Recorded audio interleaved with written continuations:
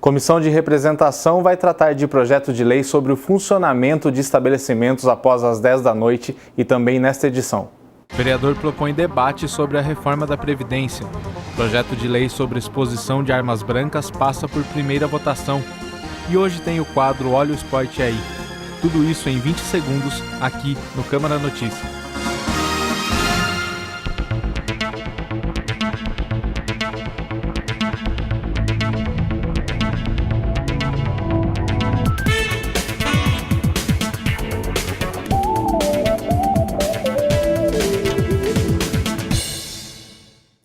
Olá, boa tarde. Esta edição do Câmara Notícia começa ao vivo com a notícia de que o presidente Rafa Zimbaldi anunciou a criação de uma comissão de representação para tratar do projeto de lei que disciplina o funcionamento de estabelecimentos que atuem a partir das 10 da noite.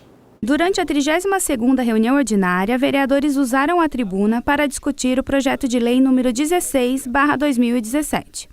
O projeto é de autoria do Executivo Municipal e disciplina o horário de funcionamento especial para estabelecimentos comerciais de serviços, institucionais e industriais que funcionem no período compreendido entre 10 horas e 1 minuto e 6 horas e 59 minutos. O líder de governo explicou que a elaboração do projeto surgiu a partir de uma ação do Ministério Público. Já marcamos, vereadora Mariana, para o próximo dia 13, às 15 horas, no gabinete do representante do Ministério Público, para tomarmos conhecimento com profundidade o que diz esse inquérito civil. O projeto dividiu a opinião dos vereadores.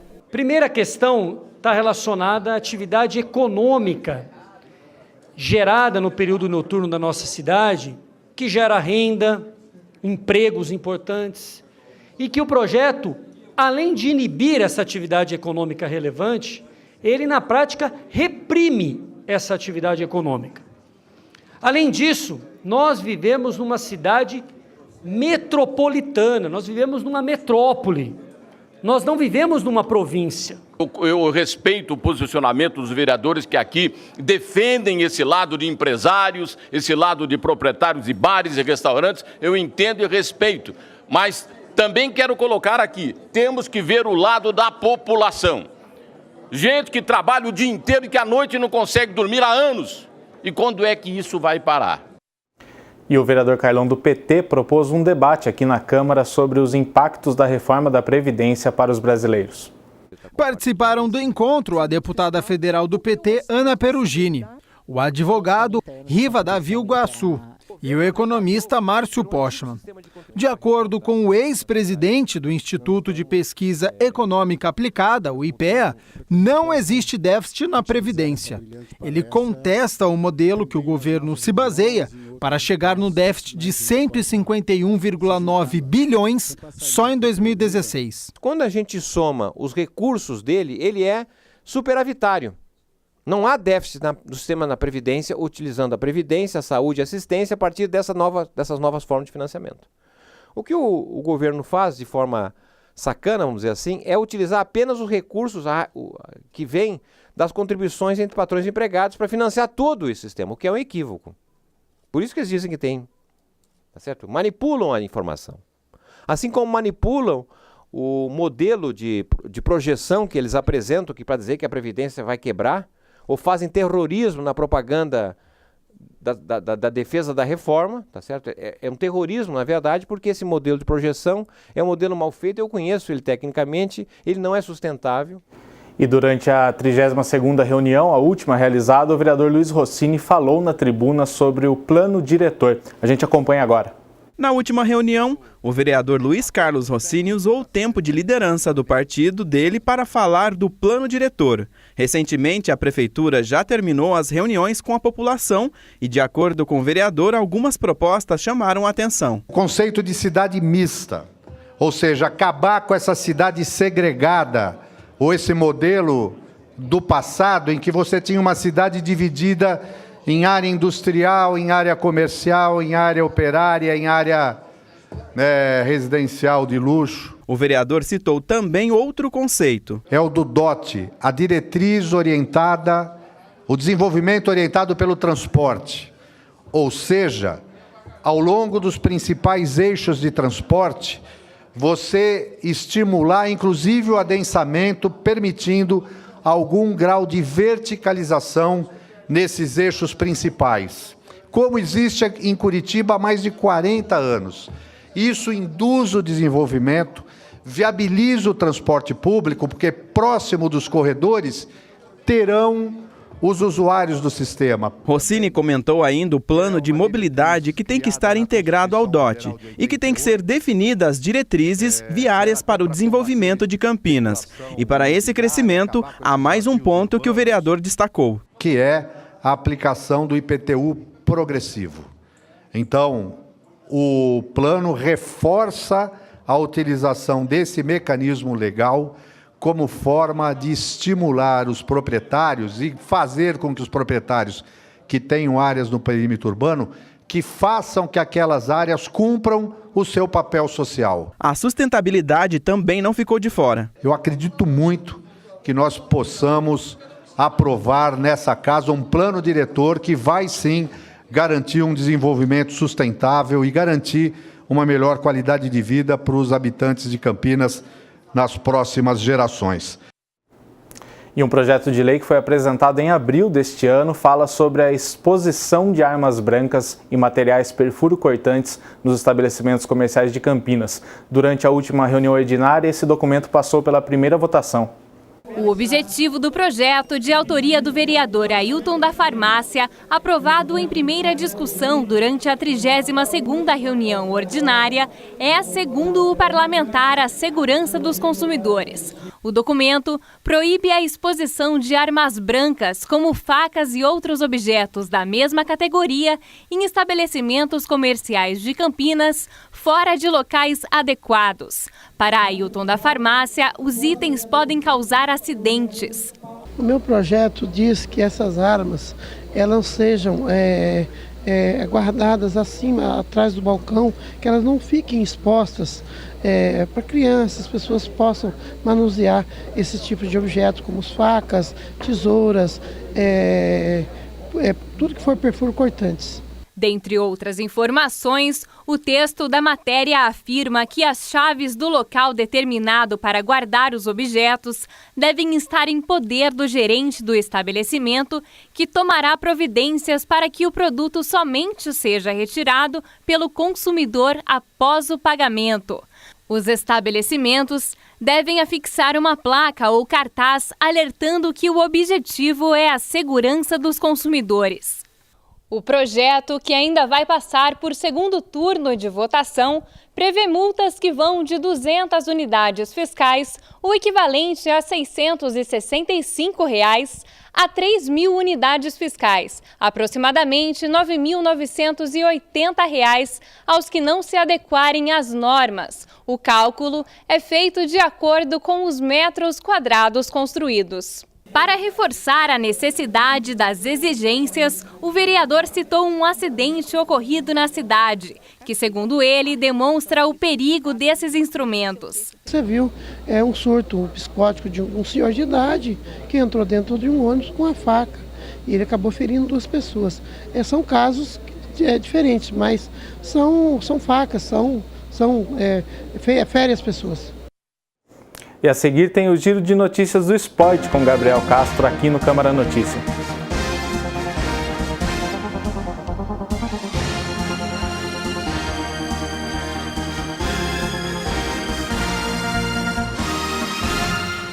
Como mudar o rumo da educação no país? Como transformar a realidade do jeito certo? Ouvindo as pessoas. Buscando o interesse da maioria. É o que o Ministério da Educação está fazendo para transformar a educação. Ouvindo pais, alunos e professores, criou um novo ensino médio, que já tem a aprovação de 72% dos brasileiros. E que nos dá o direito de escolher nosso futuro. E mudou o Enem também. Por meio de uma consulta pública com mais de 600.000 participações, os estudantes decidiram. Acabou o sufoco. Agora as provas serão em 2 domingos. E o ensino básico vai ganhar uma Base Nacional Comum Curricular. A base define os conteúdos básicos que os alunos precisam aprender na escola. E foi construída com intensa participação da sociedade. Mais de 12 milhões de contribuições. É assim que garantiremos o direito de aprendizagem da atual e das futuras gerações. É o começo de uma grande mudança na educação. Ministério da Educação, Governo Federal.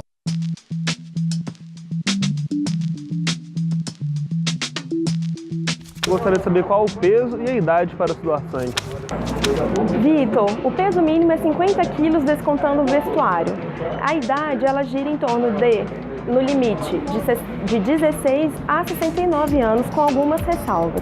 16 e 17 anos, por serem menores de idade, precisam estar ou acompanhados do responsável legal ou precisam trazer uma autorização do responsável legal com firma reconhecida em cartório. Isso é para toda vez que o jovem se candidatar à doação.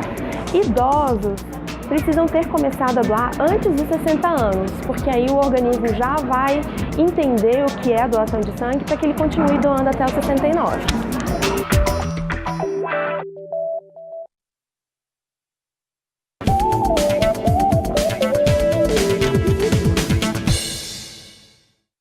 O vereador Nelson Ossri, ele aplaudiu a decisão do prefeito de São Paulo, João Dória, sobre a internação compulsória de usuários de drogas.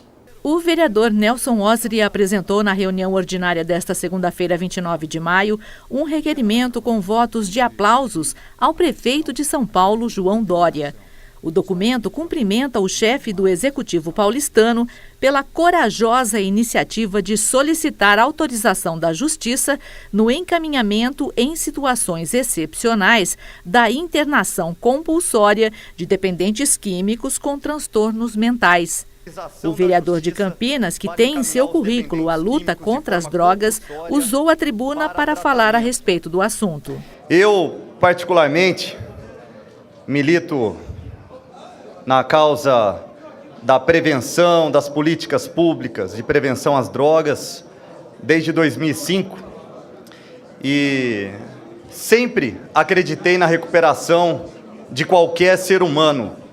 E a internação compulsória, ela é necessária. Estamos falando de pessoas sem discernimento, que estão colocando em risco a sua saúde e a segurança de terceiros. Nelson Ossri ainda citou um exemplo de como a internação compulsória pode ser importante nesses casos. Se alguém está prestes a cometer um suicídio, o Estado não tenta evitar? Então, se alguém faz uso de drogas e aos poucos está se matando, o Estado não deve intervir também? Não dá mais para ficar calado diante de uma situação que atinge milhares de pessoas, colocando assim o Brasil como número 1 no ranking em usuários de crack. O parlamentar completou a fala, chamando a participação de diversos órgãos. Ação em conjunto, a qual me refiro, baseia-se na participação da segurança, da saúde, da assistência social, justiça, entidades cofinanciadas com o município e setores também ligados às igrejas, independente da sua denominação. Para quem não sabe, as igrejas oferecem 70 mil leitos no Brasil.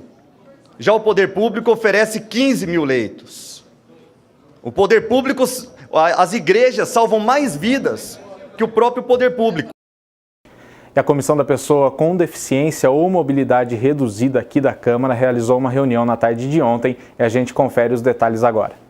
A reunião da Comissão Permanente das Pessoas com Deficiência ou Mobilidade Reduzida contou com a presença de várias autoridades e foi presidida pelo vereador Jorge da Farmácia, que fez um balanço de como foi o encontro. O saldo é sempre positivo. Você ouvia uma deputada com a expressividade que tem, que é a deputada Célia Leão, para nossa comissão aqui é de grande valia. Por quê? Porque ela trouxe para nós várias leis que ela já fez lá em São Paulo. Então ela deu uma continuidade a esse trabalho que ela vem desenvolvendo, falou para nós também sobre a comissão do autismo, então significa que foi positivo e ouvir a deputada Célia Leão é sempre um prazer para nós aqui de Campinas e principalmente da Comissão das Pessoas com Deficiência e Mobilidade Reduzida. Uma das autoridades presentes foi a deputada do PSDB, Célia Leão, que falou sobre a importância das leis para os deficientes e da conscientização sobre o tema. Na essência, nós somos a mesma coisa. Na essência não tem diferença. Nós somos gente, nós somos seres humanos. Sejamos quem for, da onde for, do jeito que for. Quando a gente vai fazer xixi, o nosso xixi é igual.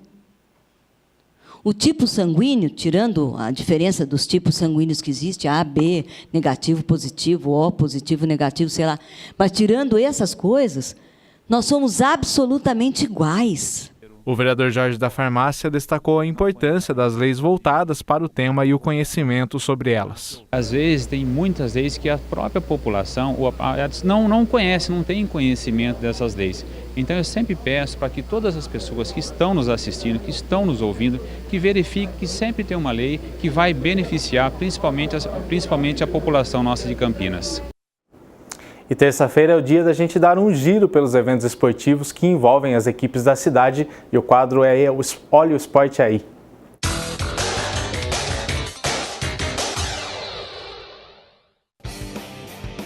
No Museu do Esporte de Campinas está a mostra fotográfica Clube Concórdia, um dos mais tradicionais da cidade com 147 anos. São fotos da origem até hoje do clube. A entrada do museu é pelo portão 7 da Lagoa do Taquaral, das 8 horas da manhã ao 12h30 e das 2 horas da tarde às 4h30, de graça. Amanhã é dia da Ponte Preta a se despedir do Campeonato Brasileiro de Futebol Feminino, às 3 horas da tarde no estádio Eugênio Francischini, em Valinhos. A Macaca recebe o São José. A Ponte é a penúltima colocada, mas não corre risco de rebaixamento. O Vitória da Bahia já caiu para a segundona. A entrada é de graça.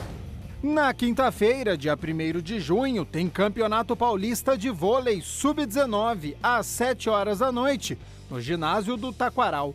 Brasil Quirim versus SESI. A categoria já foi finalista nas 2 últimas edições do campeonato, conquistando um título e um vice. Boa sorte! Também na quinta-feira, às 7h45 da noite, tem a 9ª rodada da Liga Paulista de Futsal. Pulo do Gato versus Unisal de Guaratinguetá. O duelo acontece no ginásio Roger Ferreira, no bairro São Bernardo. A entrada, de graça.